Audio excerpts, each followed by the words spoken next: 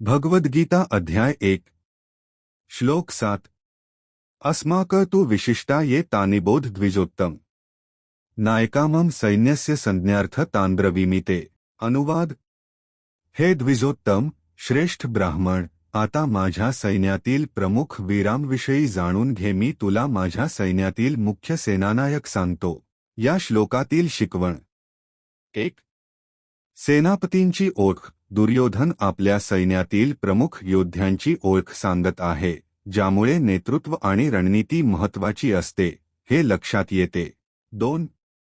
स्वतःच्या लोकांवर विश्वास। दुर्योधन आपल्या सैन्याच्या ताकदीबद्दल सांगत आहे, यातून आपली टीम आणि सहकारी यांच्यावर विश्वास ठेवण्याची शिकवण मिळते। 3.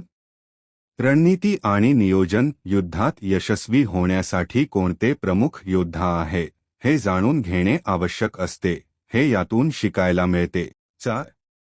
स्वतःच्या सामर्थ्याची जाणीव। योद्धे आणि सेनापती यांची महत्त्वाची भूमिका असते, म्हणून प्रत्येकाने आपल्या कौशल्याची जाणीव ठेवली पाहिजे।